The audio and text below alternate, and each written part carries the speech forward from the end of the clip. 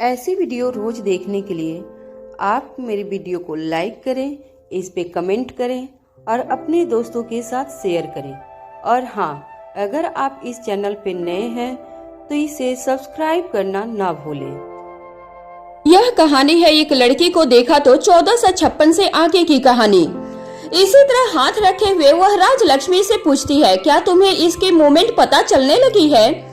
इसके बाद अनिका अपने हाथों को हटाकर एक बार दोबारा से राजलक्ष्मी के पेट पर हाथ रख देती है और कहती है, क्या मुझे भी पता चलेगी? इसी तरह बातचीत करते हुए अनिका तीसरी बार अपने हाथ की डायरेक्शन चेंज करती है तो राजलक्ष्मी झट से अनिका का हाथ पकड़ लेती है और अनिका की आंखों में देखने लगती है। राजलक्ष्मी खुद भी एक डॉक्टर थी जो सालों अनिका के साथ काम कर चुकी थी। चाहे वह अनिका के जितनी स्मार्ट ना भी हो, लेकिन अनिका की असिस्टेंट होने के नाते कुछ कम भी नहीं थी। वह अच्छी तरह जानती थी कि अनिका चिकित्सा के मामले में हर क्षेत्र में अव्वल है। राजलक्ष्मी के बिना कुछ कहे अनिका उसकी आंखों में घूम रहे सैकड़ों सवाल झट से पढ़ लेती है। राजलक्ष्मी को शक तो बहुत बार हुआ था, लेकिन विश्वास आज हुआ था। फिर बिना कुछ कहे राजलक्ष्मी अनिका के गले से लग जाती है। राजलक्ष्मी इस वक्त बेहद खुश थी। खुशी के मारे उसकी आंखों से गंगा जमुना बह निकलती है। कुछ सेकंड के बाद अनिका भी अपने दोनों हाथ ऊपर करते हुए राजलक्ष्मी को गले लगा लेती है। राजलक्ष्मी को अनिका के स्पर्श से इस वक्त ऐसा लग रहा था जैसे उसकी कोई बहुत कीमती खोई हुई चीज उसे वापस मिल गई हो। करीब 1 से 2 मिनट के बाद राजलक्ष्मी पीछे हटती है और अपने आंसुओं को पोंछते हुए खुशी से कहती है, जो मुझे नहीं पता होना चाहिए मैं वह नहीं पूछूंगी और कोई शिकायत भी नहीं करूंगी, पर मैं बहुत खुश हूँ। इस वक्त मेरा डांस करने का मन कर रहा है। अपने पेट पर हाथ रखते हुए कहती है, पर मैं कर नहीं सकती। ऐसा कहने के बाद राजलक्ष्मी अपने पैरों को काउच पर ऊपर कर लेती है और धीरे से खिसकते हुए उस पर सीधी लेट जाती है। फिर अपने पेट पर हाथ रखते हुए कहती है, आप ठीक से चेक कर लीजिए, मैं इनका पूरा ध्यान रख रही हूँ। आपसे शिकायत का कोई मौका नहीं दूंगी। राजलक्ष्मी की बात सुनकर अनिका की आंखें भर आती है। वह मुस्कुराकर घुटनों के बल बैठकर राजलक्ष्मी को जांचने लगती है। फिर थोड़ी देर के बाद खूब तसल्ली कर लेने के बाद अनिका बड़ी ही मुस्कान के साथ कहती है, ट्विंस। अनिका की बात सुनकर राजलक्ष्मी बदले में सिर्फ अपनी गर्दन हाँ में हिला देती है और एक प्यारी सी मुस्कान देती है। साथ ही शर्म से अपनी नजरें झुका लेती है। राजलक्ष्मी के चेहरे को ऊपर करते हुए कहती है, यह तो कितनी बड़ी खुशखबरी है, तुमने पहले क्यों नहीं बताया? राजलक्ष्मी अनिका के हाथ को अपने हाथों में पकड़ लेती है और कहती है, मैं मयूर को सरप्राइज देना चाहती हूँ, इसलिए मैंने किसी से यह बात शेयर नहीं की है। अनिका चिंता जताते हुए कहती है, वह सब तो ठीक है, लेकिन ट्विंस को कैरी करना एक आसान काम नहीं है। ऐसे केसेस में अक्सर मैच्योर डिलीवरी के चांसेस बने रहते हैं। तुम्हें अपनी सेहत का और भी ज्यादा ध्यान रखना होगा ताकि बच्चे पूरी तरह स्वस्थ और विकसित रहें। फिर एक पल रुक कर अनिका आगे कहती है, तुम एक काम करो, काम से पूरी तरह से छुट्टी ले लो, मैं किसी तरह का रिस्क नहीं चाहती। अनिका की बातें सुनकर राजलक्ष्मी की मुस्कान और भी बड़ी हो जाती है और वह कहती है, जब मुझे लगेगा कि छुट्टी ले लेनी चाहिए तब मैं जरूर ले लूंगी मैडम, लेकिन अभी सब बिल्कुल ठीक है। फिर उदासी के झूठे भाव चेहरे पर लाते हुए अपने पेट पर हाथ रखकर कहती है, बिना किसी वजह मैं सुस्त होकर घर पर बैठ जाऊंगी तो इन्हें अभी से हमेशा सोते रहने की आदत पड़ लग जाएगी। मयूर और राजलक्ष्मी के बच्चे यानी कि आपके भतीजे या भतीजी सुस्त होंगे तो क्या आपको अच्छा लगेगा? राजलक्ष्मी की बात पर अनिका मुस्कुरा देती है और कहती है, ठीक है, जैसा तुम्हें सही लगे, लेकिन अपनी कही बात याद रखना। जैसे ही जरूरत महसूस हो काम से छुट्टी ले लेना। फिर अपनी आवाज को और धीमा करते हुए कहती है, और अगर मेरी किसी भी तरह की जरूरत हो तो तुरंत कहना। इसके बाद वह दोनों एक दूसरे की शक्लों को देखकर मुस्कुराने लगती है। फिर दोनों साथ में उठकर कमरे से बाहर की ओर चल पड़ती है। वहीं दूसरी तरफ दमयंती देवी के किले में दमयंती देवी का एक सिपाही राजस्थानी पोशाक में उसके सामने आकर खड़ी हो जाती है। दमयंती देवी उसको देखकर अपना एक हाथ ऊपर करके बोलने का इशारा करती है। वह घूंघटपोश स्त्री कहती है, माँ साहब आपकी खास सिक्योर लाइन पर है। वह इसी वक्त आपसे बात करना चाहती है। यह सुनते ही दमयंती देवी अपनी जगह से उठ खड़ी होती है और वह बात करने के लिए सिक्योर लाइन की तरफ बढ़ जाती है। कंट्रोल रूम में पहुंचकर दमयंती देवी लाइन से जुड़े हुए हेडफोन उठाकर अपने कान में लगा लेती है। फिर कहती है, हेलो। उधर से लच्छू की आवाज आती है, माँ साहब प्रणाम, आप कैसी हैं? दमयंती देवी कहती है, तुम्हारी आवाज सुनने के बाद मैं हमेशा ही अच्छी होती हूँ, कहो क्या खबर है? लच्छू कहती है, माँ साहब अच्छी खबर है, मैंने आपकी अप्सरा को ट्रेस कर लिया है। दमयंती देवी फोन पर ही जोर जोर से हंसने लगती है। हा, मुझे तुमसे यही उम्मीद थी, बताओ क्या खबर हासिल हुई है? लच्छू जवाब देती है, अभी मैं सिर्फ उसकी लोकेशन का ही पता लगा सकी हूँ। इस वक्त उसको खुद को जहाँ पर प्लांट किया है उसे देखकर लगता है कि सब कुछ ठीक है और उस पर अनिका या रोहित की मेहरबानी हुई है। इस वक्त वह जहाँ मौजूद है वहाँ उससे बात करना आसान नहीं है। मुझे शक है कि वह किसी तरह का जाल भी हो सकता है। हमारी आशाओं के विपरीत अगर अनिका गुलेरिया या रोहित मारवा दोनों में से किसी को भी उस पर थोड़ा भी शक रहा होगा तो जरूर उन सब की निगरानी में होगी। हमारी जरा सा भी जल्दी या गलती उसकी मेहनत पर पानी फेर सकती है। बाकी जैसा आप कहें मैं वैसा ही करूंगी। दमयंती देवी कहती है, तुम अपना पूरा समय लो और हर कदम फूंक फूंक कर रखो। हम किसी भी तरह का नुकसान उठाने के लिए तैयार नहीं है। मुझे तुम पर पूरा भरोसा है। लच्छू कहती है, धन्यवाद माँ साहब। दमयंती देवी आगे कहती है, देखो उसकी सुरक्षा अब तुम्हारी जिम्मेदारी है। अगर जरूरत हो तो उसे वहाँ से सुरक्षित बाहर निकाल लेना। लच्छू कहती है, आप निश्चिंत रहिए माँ साहब, वह खुद दो धारी तलवार है और मैं तो उसकी मदद के लिए यहाँ हूँ ही, आगे वो खुद संभाल लेगी। दूसरी तरफ गुलेरिया हाउस में उधर मयूर और रोहित मारवा मयूर के कमरे की बालकनी में खड़े होकर बातचीत करते नजर आते हैं। मयूर कहता है, आकाश की इस हालत के लिए मुझे पहले सिद्धार्थ पर शक था, लेकिन मामले की जड़ तक जाने के बाद यह पता चला कि सिद्धार्थ खुद बिशंभर नाथ नागर के चंगुल में फंस गया था। इससे पहले कि मैं सिद्धार्थ की कोई मदद कर पाता, बिशंभर नाथ गायब हो गया है। अच्छा ही हुआ मेरा एक काम कम हो गया। मयूर की बात सुनकर भी रोहित के चेहरे पे भाव एकदम स्थिर रहते हैं। फिर एक पल रुककर मयूर आगे कहता है, लेकिन अगर मैं सिद्धार्थ की मदद कर पाता तो शायद उसका भरोसा जीत लेता। फिर मुझे जो जानकारी चाहिए वह उससे मिल जाती।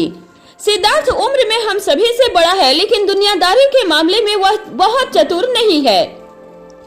फिर बालकनी की ग्रिल को पकड़ते हुए कहता है, मुझे लगता है कि सिद्धार्थ कुछ न कुछ ऐसा जरूर जानता है जिससे हमें अपने काम में मदद मिल सकती है। रोहित पूछता है, तुम्हें क्या लगता है, क्या सिद्धार्थ तुम्हें कुछ बताएगा? मयूर कहता है, मुश्किल यही है कि वह खुद को बहुत समझदार समझता है और उसे इस बात की भी समझ नहीं है कि जिन बातों को वह जानता है उसमें से कौन सी बात बताने की है। अगर मैंने उससे कुछ पूछा तो उसे लगेगा कि मैं उसकी जासूसी कर रहा हूँ, फिर वह अनकंफर्टेबल हो जाएगा। इतना कहने के बाद मयूर बालकनी के बाहर की तरफ सामने की ओर देखने लगता है। रोहित भी बालकनी से बाहर की तरफ देखते हुए चुपचाप खड़ा रहता है। कुछ क्षणों के बाद मयूर रोहित की तरफ देखते हुए कहता है, आकाश अभी ठीक नहीं है और अनिका ने भी उससे किसी भी तरह की बात करने के लिए मना किया है। अब मेरे पास केवल आप ही हैं जिससे मैं बात कर सकता हूँ। मेरा दिमाग अब आगे काम नहीं कर रहा है। अब आप ही बताइए कि मुझे क्या करना चाहिए। मयूर की बात सुनने के बाद रोहित कुछ पलों के लिए शांत रहता है। उसके बाद अपने एक जेब में हाथ डालते हुए मयूर की तरफ देखता है और कहता है, तुमने सिद्धार्थ से रिलेटेड जितनी भी इंफॉर्मेशन इकट्ठी की है वह पूरी फाइल मुझे सेंड कर दो। मैं देखता हूँ कि आगे क्या करना है। थोड़ी ही देर के बाद पूरा परिवार डाइनिंग हॉल में बातें करते हुए खाना खाते नजर आता है। इसी तरह कब कब में पूरा दिन गुजर गया। आज इस बात का एहसास किसी को भी नहीं हुआ, लेकिन कोई ऐसा भी था जिसे हर पल बड़ा ही मुश्किल महसूस हो रहा था। वह हर पल इस ताक में था कि किसी तरीके से वह अपनी समस्या पर अनिका से बात कर पाएगा, पर पूरा परिवार एक जगह होने की वजह से ओंकार को वह 2 पल नहीं मिल पाए जिसमें वह अनिका से अपने मन की बात कर पाता। पूरा दिन गुलेरिया हाउस पर हंसी खुशी बिताने के बाद अनिका और रोहित मारवा हाउस के लिए निकलने के लिए सभी से इजाजत लेकर पार्किंग की तरफ बढ़ने लगते हैं। पूरा परिवार उन्हें गाड़ियों तक छोड़ने के लिए चल पड़ता है। तभी ओंकार धीरे से अनिका से कहता है, अनिका दीदी, मुझे आपसे कुछ पर्सनल बात करनी है।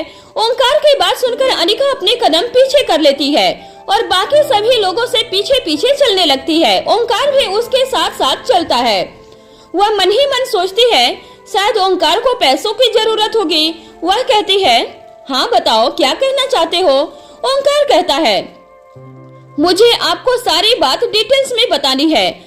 अनिका कहती है, अच्छा तो एक काम करते हैं, मारवा हाउस आ जाना, वहीं बात करेंगे। प्रीति तुम्हें बता देगी कि हम कब मिल सकते हैं। ओंकार कहता है, मैं उसे इस बारे में कुछ नहीं बताना चाहता। अनिका हैरान होकर ओंकार की तरफ देखती है, फिर 2 सेकंड के बाद कहती है, ठीक है, मैं तुम्हें मैसेज करूंगी। इसके बाद रोहित और अनिका मारवा हाउस के लिए निकल जाते हैं। एक बार फिर से उनकी गाड़ी आगे और पीछे दोनों तरफ से सिक्योरिटी गार्ड की गाड़ियों द्वारा घेर ली जाती है। फिर इन गाड़ियों का काफिला दिल्ली की सड़कों पर दौड़ने लगता है। दूसरी तरफ परासर हवेली में ढलती हुई शाम और चलती हुई ठंडी हवाएं हवेली की छत की मुंडेर पर खड़ी मुक्ता को रोमांचित कर रही थी। मुक्ता अपनी आंखें बंद करके अपने दोनों हाथों को खोलकर हवाओं को अपने चेहरे और हाथों पर महसूस कर रही थी। कई एकड़ में फैली हुई इस हवेली के चारों तरफ लॉन बने हुए थे, जिनमें मुगल परंपरा के 4 बागों से प्रेरित बगीचे बनाए गए थे। अलग अलग तरह के पेड़ पौधे, उसमें बैठने की व्यवस्था और उनके बीचों बीच से बहते हुए पानी की कृत्रिम नहर और फव्वारे। तभी मुक्ता के पीछे और खड़े उसके चाची और ताई उसके नजदीक आ जाती हैं। वह दोनों उसके एक एक हाथ को पकड़कर अपने हाथों में लेती हैं। उसकी चाची शीतल कहती है, हमें उनसे मिलना है। मुक्ता अपनी आंखें खोल लेती है और मुस्कुराते हुए अपने चाची के चेहरे को देखती है। तभी उसकी ताई सरस्वती कहती है, अगर अभी नहीं मिलवा सकती तो हम फोटो से भी काम चला लेंगे, कम से कम दिखाओ तो सही कि वह कौन है। उन दोनों की बातें सुनकर मुक्ता पीछे की तरफ घूम जाती है। तभी उसे अपनी आंखों के सामने अपने चारों भाई हाथ बांधकर खड़े हुए दिखाई देते हैं, जो बड़ी ही उत्सुकता से मुक्ता के चेहरे की तरफ देख रहे थे कि कब वह कुछ बोले और उन्हें उस लड़के के बारे में कुछ पता चल सके। मुक्ता मुस्कुराते हुए धीरे से अपने हाथों को चाचा और ताई की पकड़ से निकालते हुए 2-3 कदम आगे बढ़ जाती है। तभी उसके चारों भाई एक सुर में बोलते हैं, कुछ तो बोलो प्लीज। सबसे बड़ा भाई पीयूष कहता है, आपके मुंह से उसके बारे में सुनने के लिए हम पिछले 1 घंटे से यहाँ खड़े हैं। इसके पहले कि बाकी सभी सवाल दागना शुरू करते, मुक्ता कहती है, रुकिए रुकिए रुकिए, इतना उत्साहित होने की आवश्यकता नहीं है। पहले हम खुद को उनसे मिल लें। अभी तक हमने खुद ही उनकी सिर्फ आवाज ही सुनी है। हम उनके पीछे इतने पागल नहीं हैं जितने कि आप सब दिखाई दे रहे हैं। भी उसका बड़ा भाई निशांत कहता है, हम नहीं मानते कि सिर्फ किसी की आवाज सुनकर हमारी मुक्ता ने किसी की जासूसी करवाई है। मुक्ता कहती है, आप सभी हमें समय दीजिए, हम जल्दी ही उनसे बात करेंगे, फिर आपको बताएंगे कि आगे कोई संभावना है या नहीं है। अगर संभावना होगी तब आप सभी उनसे मिल लीजिएगा, अभी हमारी जान बकस दीजिए। ऐसा कहकर मुक्ता दौड़ते हुए उन सभी से कुछ दूरी पर खड़े हुए विराट चाचा के पास पहुंच जाती है और कहती है, यह रायता आपने फैलाया है, अब आप खुद ही साफ कीजिए, हम तो चले। ऐसा कहकर मुक्ता वहां से दौड़ते हुए हवेली की सीढ़ियां उतरते हुए नीचे चली जाती है। बाकी सभी छत पर खड़े होकर एक दूसरे की सूरत देखते रह जाते हैं। मुक्ता दौड़ते हुए अपने कमरे में पहुंच जाती है।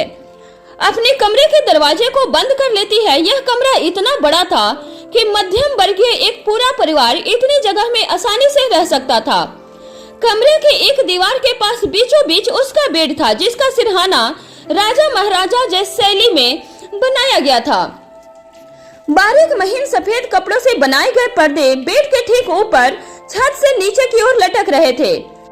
तकिए, चादर आदि के किनारों पर किया गया काम भारतीय दस्तकारी की झलक दे रहा था। कमरे के अलमारियों, सजावट आदि के लिए लकड़ियों से किया गया काम और उन पर कई गई नक्काशी उम्दा थी। कमरे में मौजूद हर चीज भारतीय परंपरा के विशेषज्ञों और मशहूर कारीगरों के द्वारा तैयार की गई थी।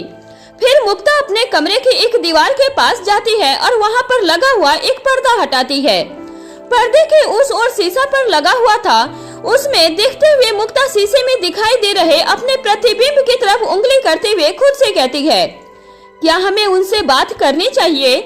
या फिर पहले सोशल मीडिया की सहायता से कुछ और सूचनाएं एकत्रित कर लेनी चाहिए। फिर आगे कहती है, नहीं, हमें और अधिक समय व्यर्थ नहीं करना चाहिए। चलिए अब परिचय करने का समय आ गया है। इसके बाद मुक्ता अपना फोन लेकर अपने बेड पर पीठ के बल दोनों हाथ फैलाकर गिरती है, फिर पलटकर पेट के बल लेट जाती है और फोन पर एक मैसेज टाइप करती है और फिर उसे भेज देती है। दूसरी तरफ मारवा हाउस में सनी अपने कमरे में बैठकर लैपटॉप पर प्रेजेंटेशन तैयार कर रहा था। वह चाहता था कि रोहित मारवा उसका इन्वेस्टर बने। इसके अलावा रोहित इस नाते इन्वेस्ट ना करे कि सनी रोहित का छोटा भाई है, बल्कि इन्वेस्ट करने का आधार यह हो कि उसे सनी का समर्पण और योग्यता दिखाई दे सके। इस वक्त सनी दो चीजों से बेहद प्रभावित था। पहला, सनी के दिमाग में प्रीति की बोली हुई वह बात घर कर गई थी कि किसी के काम का प्रथम पड़ाव ही सबसे मुश्किल होता है। एक बार उसे पार कर लेने के बाद आगे के रास्ते स्वयं ही खुलते चले जाते हैं। दूसरा, उसका सबसे अच्छा दोस्त आर्थिक रूप से आत्मनिर्भर नहीं होने के कारण अपने प्यार से दूर रहने के लिए मजबूर था, क्योंकि वह अपनी मेहनत से कमाए गए धन पर ही अपना आशियाना बनाना चाहता था। लैपटॉप पर काम करते करते सनी मन ही मन सोच रहा था, इसे पूरा करने के बाद भैया से मिलने पहले मैं एक बार यह प्रेजेंटेशन रिया को जरूर दिखाऊंगा। उसके बाद कोई अच्छा आइडिया होगा तो उससे हमें मदद मिलेगी। तभी उसे अपने फोन पर मैसेज की घंटी सुनाई देती है। वह लैपटॉप पर अपनी नजरें गड़ाए अपने हाथ को अपने दाईं ओर बढ़ा देता है और बिना देखे ही फोन हाथ में उठा लेता है। इससे पहले कि वह मैसेज देख पाता, उसे याद आता है कि उसे दवाई खानी है।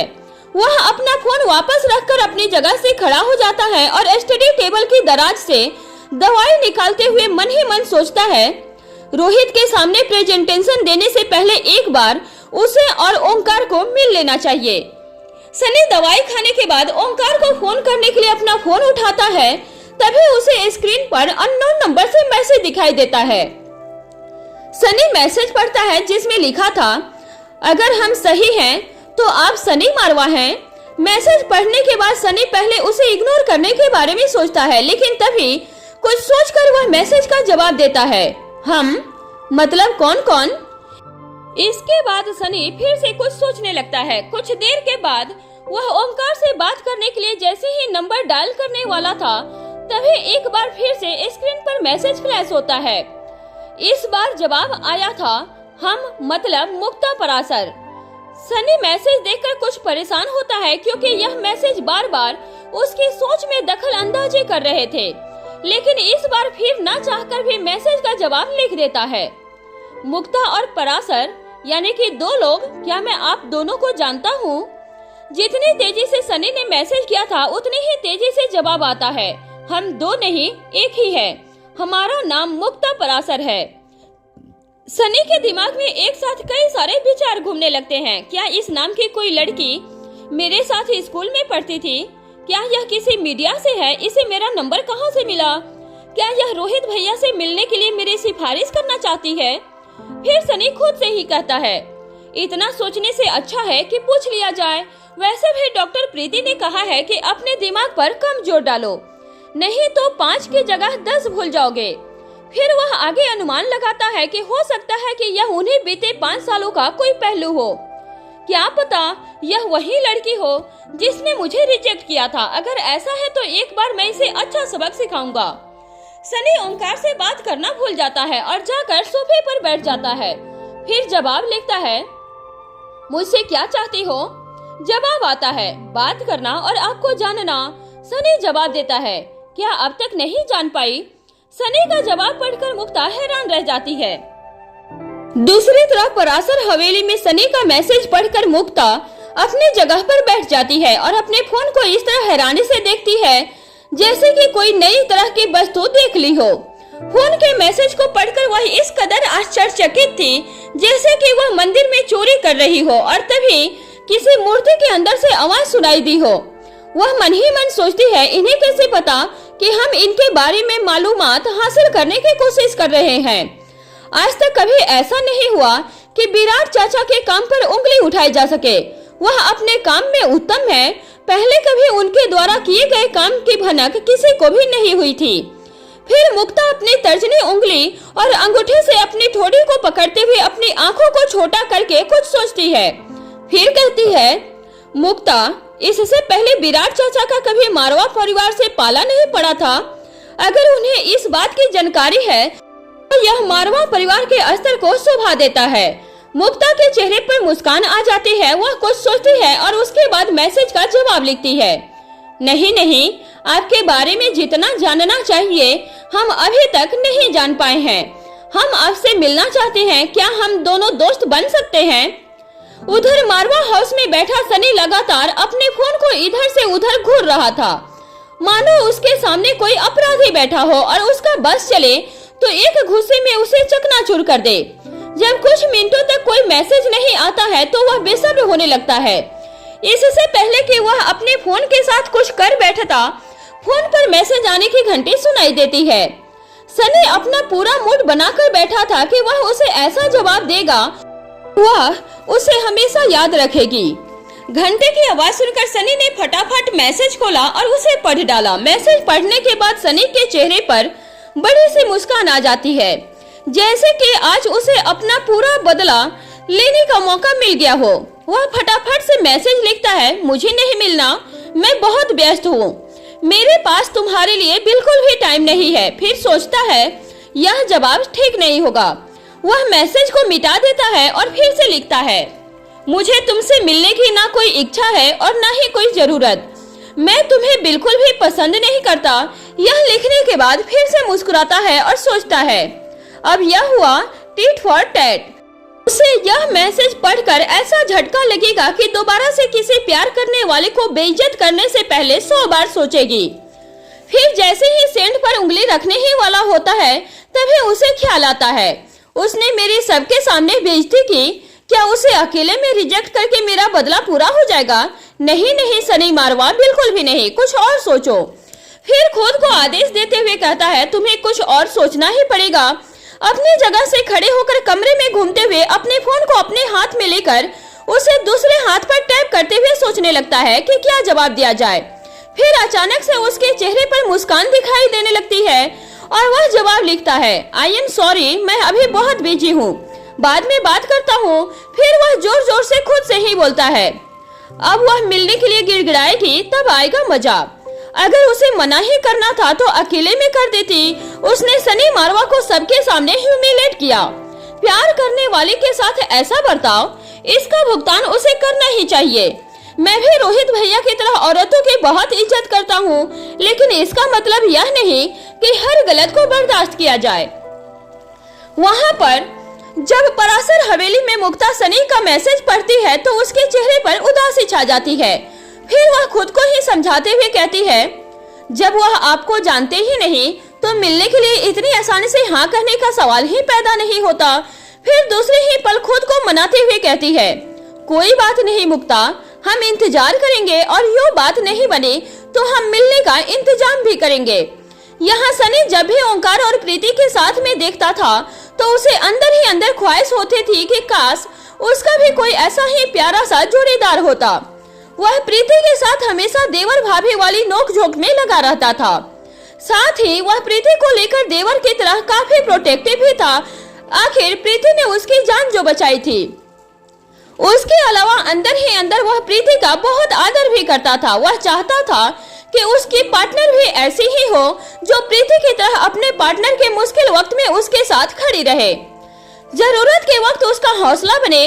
ओंकार अभी स्ट्रगल फेस में था और प्रीति उससे कभी किसी तरह की शिकायत नहीं करती थी, न ही कभी ऐसी किसी चीज की डिमांड करती थी जिससे ओंकार को कमतर महसूस हो, न ही कभी किसी चीज के लिए उसे कोई ताना देती थी।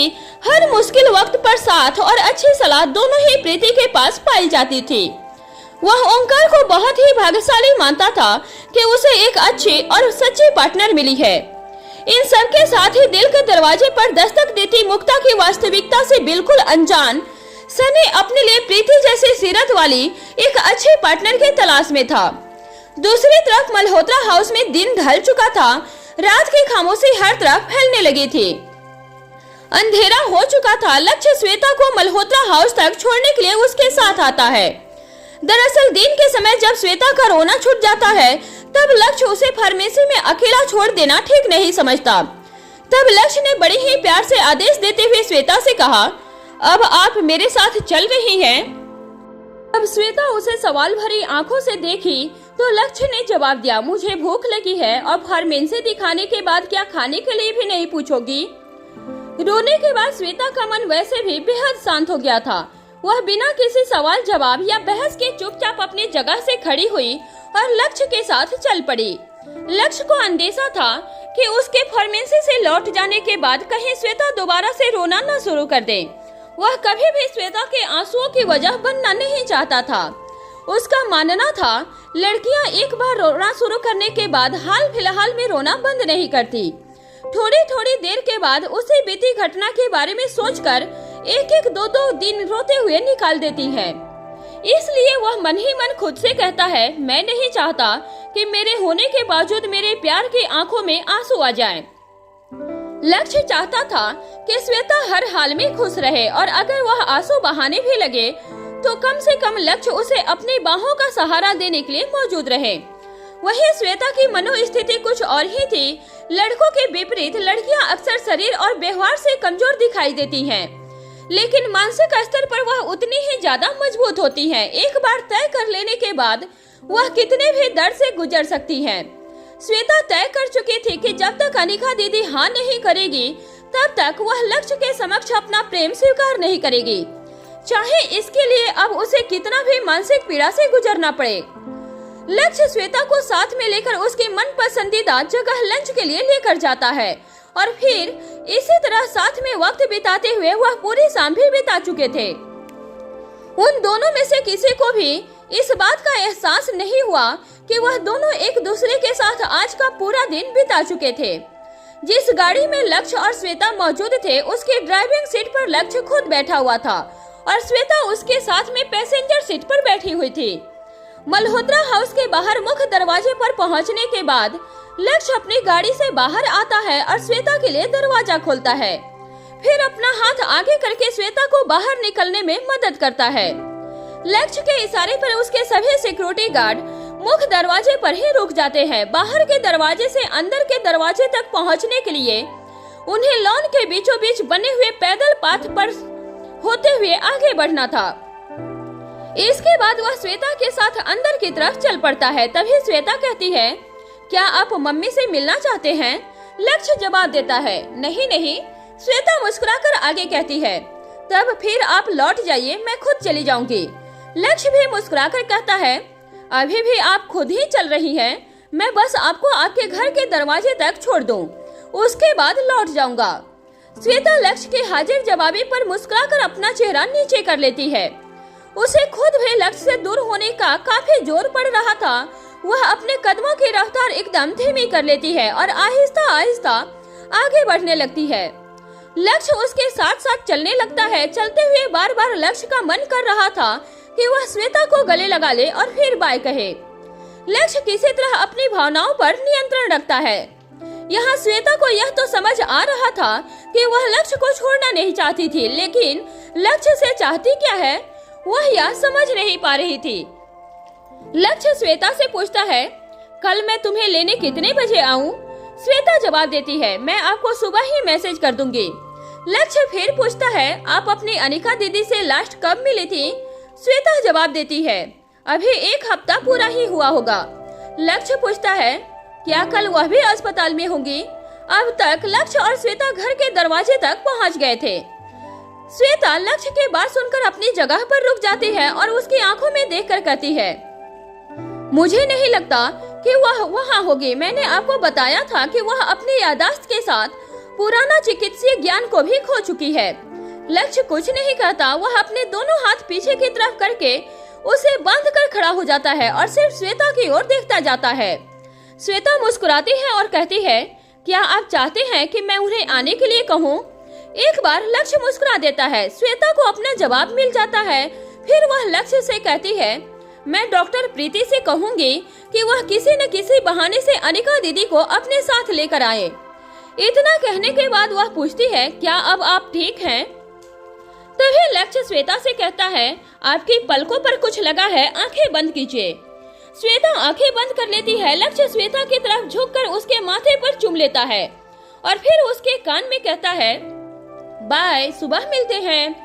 श्वेता आंखें खोलकर बिना किसी एक्सप्रेशन के लक्ष्य के चेहरे की तरफ देखती है। लक्ष्य बदले में मुस्कुरा देता है और फिर वापस चल पड़ता है। लक्ष्य के इस शरारत पर श्वेता को हंसी आ जाती है और उसे जाते हुए देखती रह जाती है। वह मन ही मन सोचती है, न जाने इस प्रेम की क्या परिणति होगी। फिर वह इसी हंसी के साथ घर के दरवाजे के अंदर चली जाती है, जहां अंधेरे में बल्बों की हल्की रोशनी में श्वेता और लक्ष्य दोनों खुद को सबकी नजरों से दूर समझ रहे थे। वहीं कोई दो आंखें ऐसी थी जो लगातार उन पर बनी हुई थी। लक्ष्य और श्वेता के जाने के बाद वह फोन पर किसी से कहती है, मछली चारा चुगने के लिए आ रही है, बस थोड़ा वक्त और फिर वह कांटे में होगी। मारवा हाउस में अनिका और रोहित अपने बेडरूम में पहुंच जाते हैं। अनिका अंदर आते ही अपने रूम में रखे हुए काउच पर बैठ जाती है।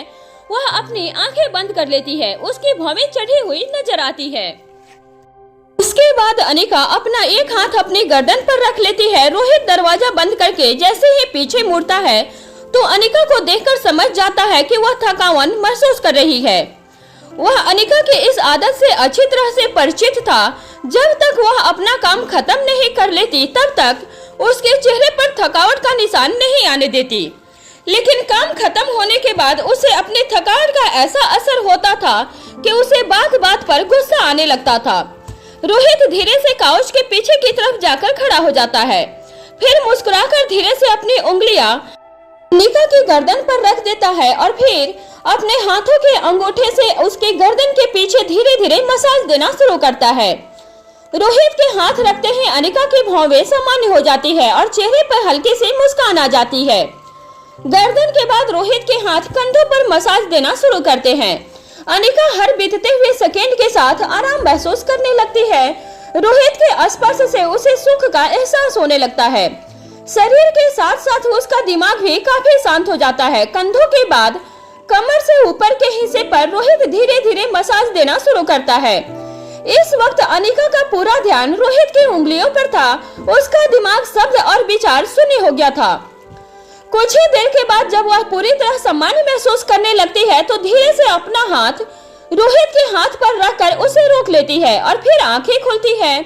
रोहित की तरफ देखने के लिए उसने अपने चेहरे को हल्का सा पीछे की तरफ घुमाकर ऊपर की ओर उठाती है, फिर कहती है, अब मैं बिल्कुल ठीक हूँ। रोहित मुस्कुराते हुए अनिका के पास बैठ जाता है। अनिका ने अभी भी रोहित का हाथ पकड़ा हुआ था। वह पूछती है, क्या तुम्हारा कभी मन नहीं करता कि मैं तुम्हें इस तरह रिलैक्स होने में मदद करूं? अब रोहित के चेहरे की मुस्कान अब बहुत बड़ी हो जाती है और वह झट से अनिका के गले में अपने दोनों हाथ डाल देता है और कहता है, नहीं नहीं, मेरा मन ऐसा नहीं करता। तुम्हें मसाज देने में मुझे बहुत अच्छा लगता है। जब तुम्हारे चेहरे से झुंझलाहट को जाते हुए और सुकून को आते हुए देखता हूँ तो मेरे मन को बड़ा ही अच्छा लगता है। फिर अपने बोलने के लय को बदलते हुए आराम आराम से कहता है, ऐसा करने से मुझे भी शांति मिलती है और मेरा मन क्या करता है यह तुम तो जानती ही हो और मैं उसी से रिलैक्स हो जाता हूँ। अनिका समझ जाती है कि रोहित के दिमाग में इस वक्त क्या चल रहा है। वह झट से अपनी जगह से खड़ी होती है और कहती है, मैं फ्रेश होकर आती हूँ और मुस्कुराते हुए वॉशरूम की तरफ चली जाती है। रोहित अपनी जगह पर ही मुस्कुराते हुए अपने दोनों हाथ अपने सिर के पीछे कर लेता है और काउच पर हल्का सा टेढ़ा हो जाता है। अनिका वॉशरूम के दरवाजे से अपनी गर्दन बाहर निकालती है और कहती है, तैयार रहो, आज हम आकाश के मैटर पर बात करेंगे। तभी कुछ ही पलों के बाद बेडरूम के दरवाजे पर खटखटाने की आवाज होती है। यह चिराग मेहता था। चिराग अंदर आता है और रोहित को हल्का सा सिर हिलाकर विश करता है। रोहित कहता है, कहो चिराग, इस वक्त यहाँ आए हो तो जरूर कुछ काम का ही लाए होंगे। चिराग कहता है, जी सर, मैं कब से आपके ही आने का इंतजार कर रहा था। यह काम मेरी सोच से कहीं ज्यादा मुश्किल निकला। रोहित अपने बिना किसी हाव भाव के चेहरे से चिराग की तरफ देखता है। चिराग आगे कहता है, सर, इससे ज्यादा इंफॉर्मेशन हमारे लिए निकालना बहुत मुश्किल है। आर्मी हेडक्वार्टर में ऑन पेपर जितनी भी इंफॉर्मेशन है जिसे वह हमारे साथ शेयर कर सकते थे वह सब हमारे पास है, लेकिन मुझे नहीं लगता कि यह काफी है। इसके लिए हमें बियॉन्ड रूल जाकर उनके सिक्योरिटी सिस्टम को हैक करना होगा। इंडियन आर्मी की सिक्योरिटी में दखल अंदाजी करना ठीक नहीं होगा। पहला, यह देश की सुरक्षा का मामला है। दूसरा, हमारे ऐसा करते समय यदि वो हमें ट्रेस करने में कामयाब हो गए तो आप जानते ही हैं कि कितनी मुश्किलों का सामना करना पड़ सकता है। इससे रेपुटेशन खराब होने का भी खतरा है। यह बात पैसों से संभाली नहीं जा सकेगी। इतना कहकर चिराग मेहता चुप हो जाता है। कुछ सोचने के बाद रोहित कहता है, जो इन्फॉर्मेशन अभी तुम्हारे पास है वह बताओ।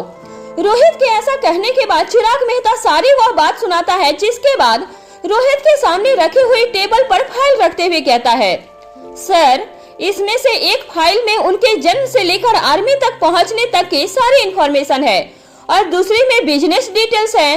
रोहित कहता है, ठीक है, तुम जा सकते हो।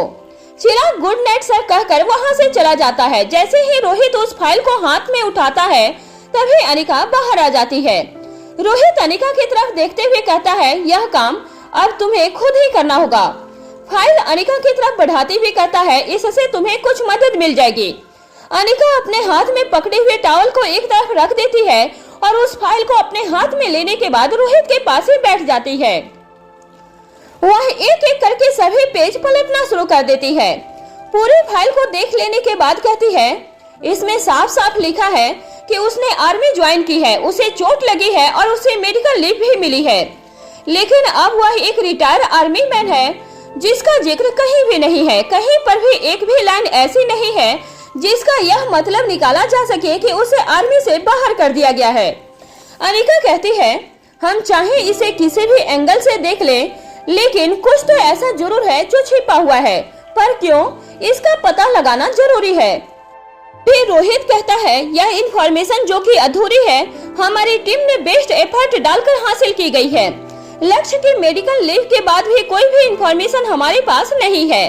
इन इन्फॉर्मेशन को निकलवाना बेहद रिस्की है, इसलिए अब बाकी इन्फॉर्मेशन निकलवाने के लिए मुझे नहीं लगता कि तुमसे ज्यादा कोई और उपयुक्त हो सकता है और सिर्फ तुम ही हो जो बिना किसी गलती की गुंजाइश के इस काम को पूरा कर सकती हो।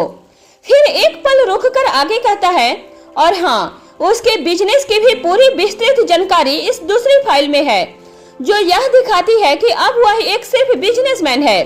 अनिका कहती है, इसका मतलब मुझे जल्दी ही कुछ करना होगा। मैं नहीं चाहती कि श्वेता किसी भारी मुसीबत में फंस जाए जिससे बाहर निकलना उसके लिए नामुमकिन हो जाए। तभी रोहित अनिका की तरफ घूम जाता है और उसके हाथ से फाइल लेकर टेबल पर रखते हुए कहता है, अब यह सब छोड़ो और मुझे यह बताओ कि तुम आकाश के बारे में क्या जानती हो और मुझे क्या बताने वाली हो।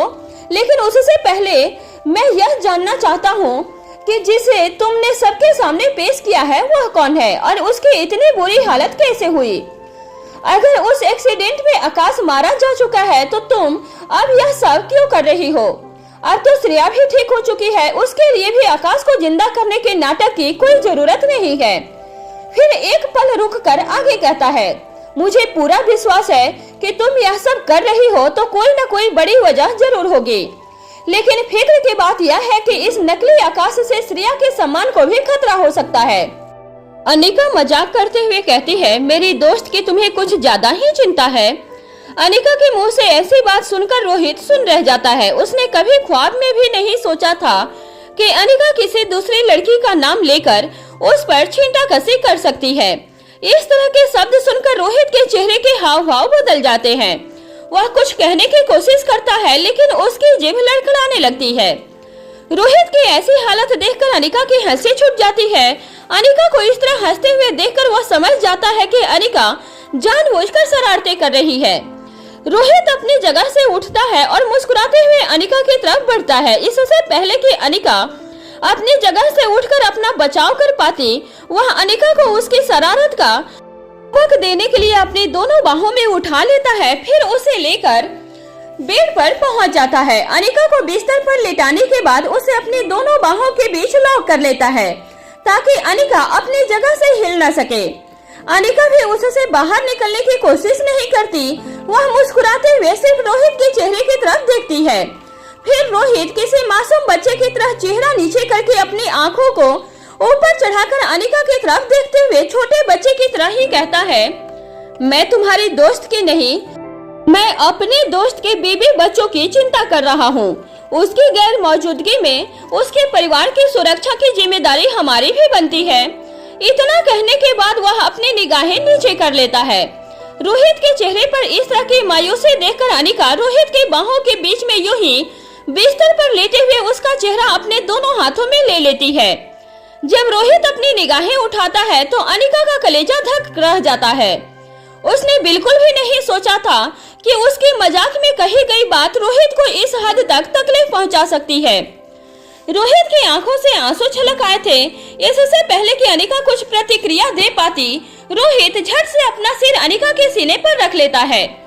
अनिका को अपनी गलती का एहसास होता है। वह अपने दोनों हाथों से रोहित को अपने आगोश में ले लेती है। तभी रोहित कहता है, मुझे तुम्हारी हर ज्यादती बर्दाश्त है, लेकिन तुम्हारा शक या तुमसे दूरी मैं सहन नहीं कर सकता। रोहित की बात सुनकर अनिका अपनी बाहों को और भी ज्यादा कस लेती है और फिर कहती है, मैंने तो बस यूं ही कह दिया था। आई एम सॉरी, मुझे नहीं पता था कि तुम मेरे मजाक को सीरियसली ले लोगे। रोहित बड़े ही प्यार से कहता है, अनिका, तुम चाहो तो मुझसे जान मांग सकती हो। मैं अपनी जिंदगी देकर अपना प्यार साबित कर दूंगा, लेकिन प्लीज दोबारा मेरे प्यार पर मजाक में भी उंगली मत उठाना। इसके बाद अनिका रोहित की बाहों के बीच से निकलकर उसी जगह पर बैठ जाती है और रोहित का सिर अपनी गोद में रख लेती है। फिर प्यार से उसके माथे पर चूम लेती है और उसके बालों में हाथ फेरने लगती है। एक पल के बाद वह माहौल को बदलने के लिए बात बदलते हुए रोहित से कहती है, मैंने उस बहरूपिया आकाश को ऐसी दवाइयाँ दी है कि कम से कम 6 महीने तक उसके शरीर में कोई ऐसी हरकत नहीं होने वाली जिससे कि श्रेया को कोई खतरा हो। फिर मुस्कुराकर आगे कहती है, और श्रेया उसके पास न जाए इसका इंतजाम मैं पहले ही कर चुकी हूँ। श्रेया का प्यार ही उसकी कमजोरी है। जिस प्यार से दूर होकर वह अपनी जान देने को तैयार थी, अपने उसी प्यार के पूरी तरह से ठीक होने के लिए वह उससे दूर भी रह सकती है। अनिका की बात सुनकर रोहित भी अपनी जगह पर बैठ जाता है और अचंभित आंखों से अनिका की तरफ देखता है। अनिका के चेहरे पर इस बार भी शरारती मुस्कान दिखाई देती है। रोहित इस बात पर हैरान था कि अनिका ने अपनी इस भारी समस्या का क्या गजब तोड़ निकाला था। जो समस्या रोहित को अब दिखाई दे रही थी, उसका पूर्व अनुमान करके वह पहले ही उसका इंतजाम कर चुकी थी। रोहित बेवजह ही इस बात को लेकर परेशान हुआ था। समस्या ही ऐसी थी कि सिर्फ रोहित ही ऐसा नहीं था जो इस बात को लेकर परेशान हुआ। वहाँ करण गुलेरिया भी इसी बात को लेकर काफी चिंतित थे और यही वजह थी कि फिलहाल उन्होंने आकाश के रहने का इंतजाम श्रेया से दूर मेडिकल रूम में किया था।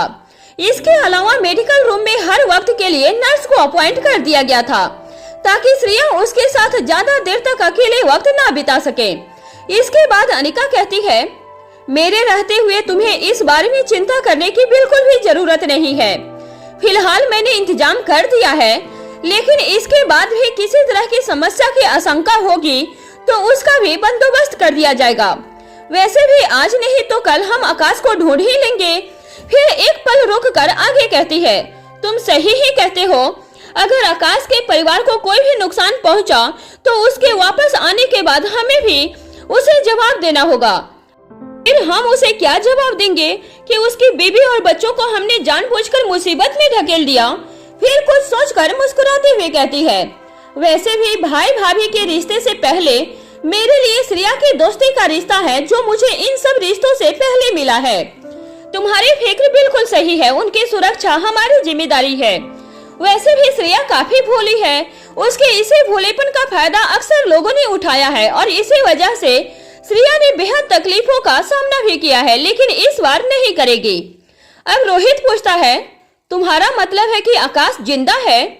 अनिका कहती है, मेरे पास इसका कोई पुख्ता सबूत नहीं है, लेकिन फिर भी मुझे यकीन है कि हमारा आकाश जहाँ भी है जिंदा है। रोहित कहता है, अगर तुम्हें यकीन है तो उसका कोई न कोई आधार जरूर होगा, लेकिन मुझे यह बताओ कि क्या वह जानबूझकर सबसे दूर चला गया है या फिर उसके हमसे दूर होने की कोई और वजह है? अनिका कहती है, जितना मैं समझ पा रही हूँ वह खुद कहीं नहीं गया है, उसे सोच समझकर योजनाबद्ध तरीके से गायब किया गया है। रोहित पूछता है, यह सब कौन कर सकता है और क्यों? तुम्हें क्या लगता है कि आकाश कहाँ हो सकता है? अनिका कहती है, एक बार तुमने कहा था कि दमयंती देवी को खत्म नहीं करने के पीछे मेरे पास जरूर कुछ वजह होगी। रोहित कहता है, हाँ मुझे याद है, मैंने कहा था और मुझे आज भी लगता है कि अगर तुम इंतजार कर रही हो तो उसकी कोई बड़ी वजह होगी, वरना अनिका इतना बर्दाश्त करने वालों और यूं रोज रोज की टेंशन में रहने वालों में से नहीं है। अनिका कहती है, आकाश ही सबसे बड़ी वजह है। मुझे विश्वास है कि आकाश दमयंती देवी के पास है। वह औरत बेहद खतरनाक और निर्दयी है, लेकिन फिर भी मुझे पूरा यकीन है कि वह आकाश को इतनी आसानी से मार नहीं सकती। रोहित फिर से कहता है, और इस विश्वास की भी कोई न कोई आधारशिला तुम्हारे पास जरूर होगी। क्या मैं जान सकता हूँ कि वह क्या है? अनिका मुस्कुराती है और कहती है, हाँ तुम्हारा अंदाजा बिल्कुल सही है। अपनी खोजबीन के दौरान मैं एक ऐसे राज तक पहुँच गई हूँ जिसके होने का हमसे कोई भी अंदेशा भी नहीं कर सकता। मेरी जिंदगी को बचाने के पीछे मेरी माँ ने कितने बलिदान दिए हैं यह तो तुम जान चुके हो, लेकिन आकाश की जिंदगी की कहानी सुनना अभी बाकी है। वह त्याग जितने दिखाई दे रहे हैं वह सिर्फ उतने ही नहीं है। मेरी माँ के अलावा भी कई लोग हैं जिन्होंने अपनी जिंदगियां बर्बाद की है सिर्फ इस दुनिया को बचाने के लिए। यह कहते हुए अनिका की आंखें भर आती है और गला रुंध जाता है। उसके मुंह से और एक शब्द बाहर नहीं निकल पाता। अनिका की ऐसी हालत देखकर रोहित अनिका के करीब जाकर उसे गले से लगा लेता है। कुछ पलों के बाद वह अपनी जगह से उठता है और एक गिलास में पानी लेकर आता है। अनिका रोहित के हाथ से गिलास लेकर पानी के कुछ घूंट भर लेती है। इसके बाद रोहित गिलास को टेबल पर रख देता है। इस बार रोहित बेड के सिरहाने से टेक लगाकर बैठ जाता है और फिर अनिका का हाथ पकड़कर उसे हल्के से अपनी तरफ खींचता है। अनिका रोहित के करीब आ जाती है। वह अनिका का सिर अपने सीने पर रख लेता है, फिर उसे अपनी दोनों बाहों में ले लेता है। अनिका भी अपने दोनों हाथों से रोहित को हग कर लेती है और आंखें बंद कर लेती है। ऐसा करते ही अनिका की आंखों से आंसू चूर पड़ते हैं। अनिका की ऐसी हालत देखकर रोहित मन ही मन सोचता है, जिस बात को सोचकर अनिका को इतनी तकलीफ हो रही है उसकी हकीकत कितनी दर्द भरी होगी। फिर वह मन ही मन तय करता है, अभी इस बारे में अनिका से और बात करना ठीक नहीं होगा।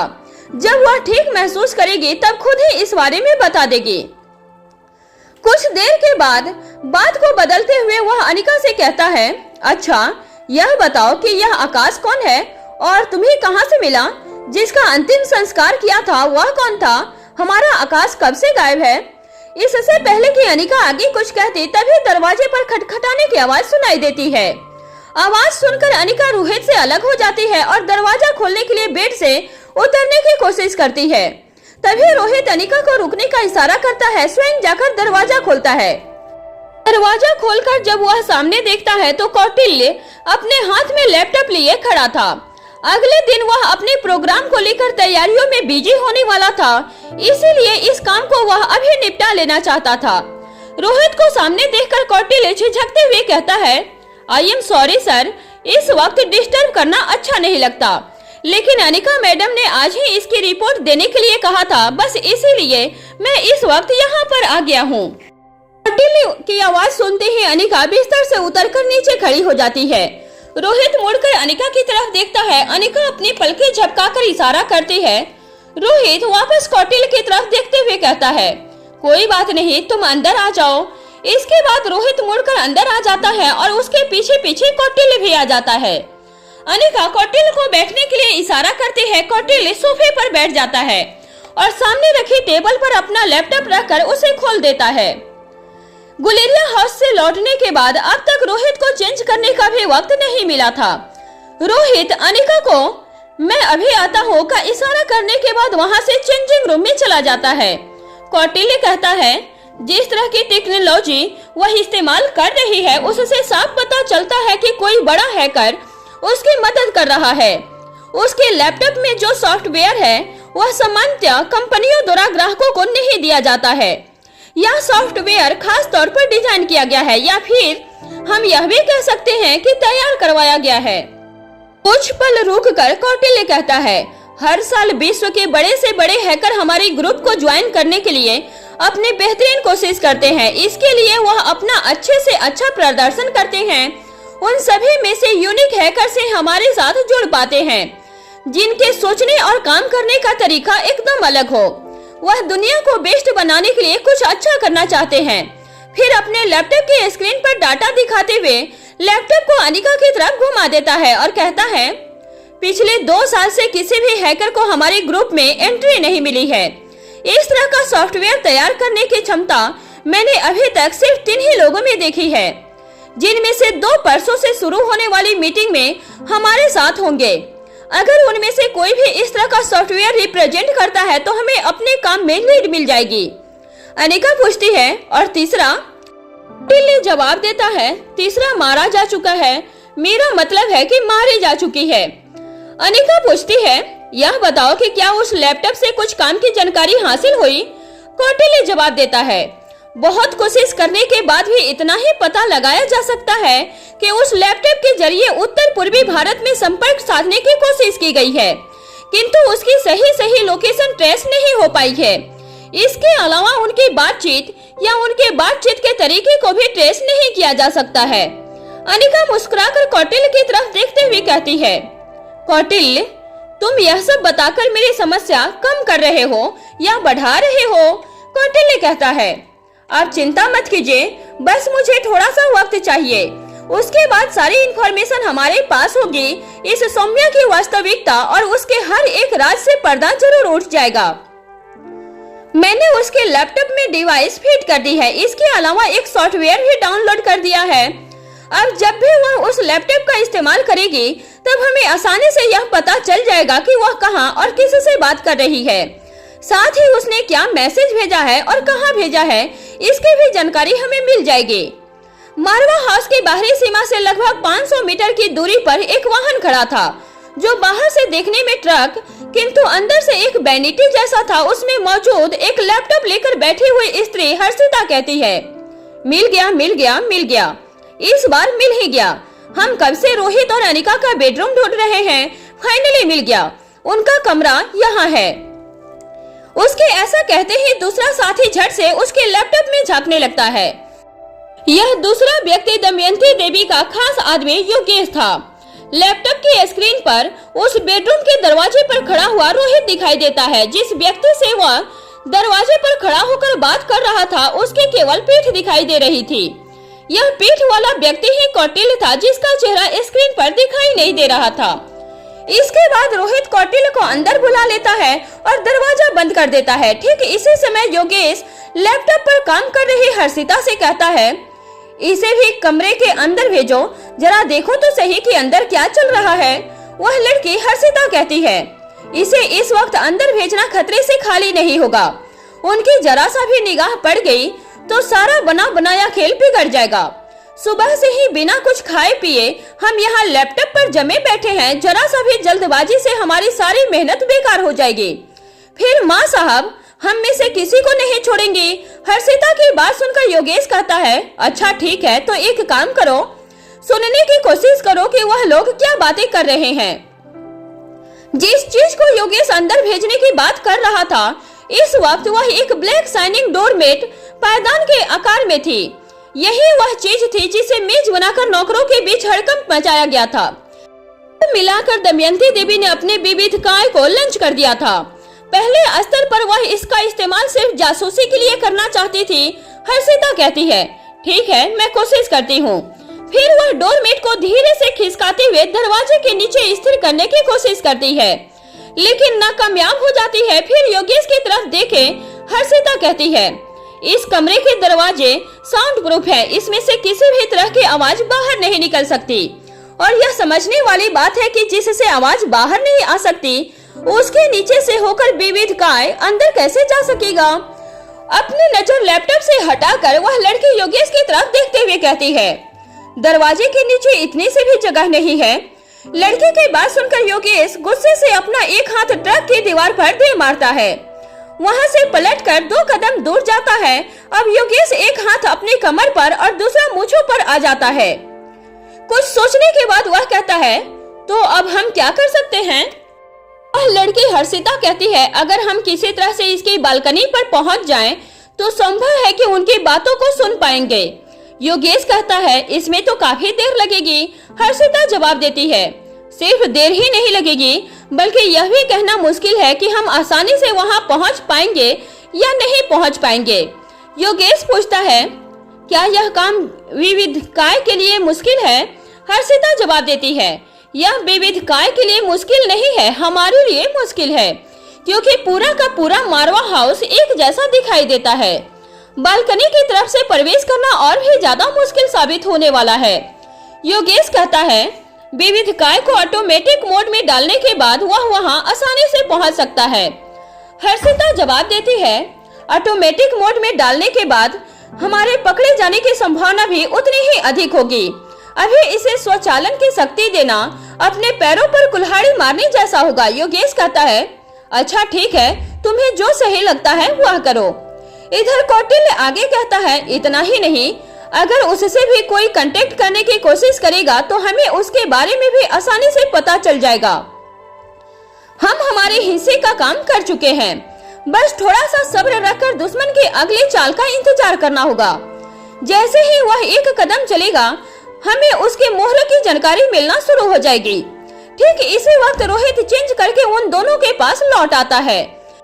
कौटिल्य के अंतिम वाक्य सुनने के बाद रोहित के दिमाग में झट से एक बात आती है और वह अनिका से कहता है, अनिका, क्या तुम्हें लगता है कि वह काम कौटिल्य कर सकता है?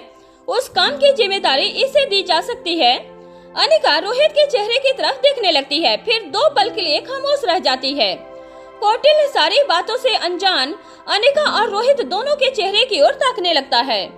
कुछ सोचने के बाद अनिका कहती है, हाँ, कौटिल्य यह कर सकता है। फिर कौटिल्य की तरफ देखते हुए कहती है, कौटिल्य पहले भी यह कई बार कर चुका है। कौटिल्य अनिका की ओर देखने लगता है। वह समझने की कोशिश करता है कि किस बारे में बात हो रही है। तभी अनिका वापस रोहित की ओर देखते हुए कहती है, लेकिन फिलहाल कौटिल्य के लिए यह मुश्किल होगा।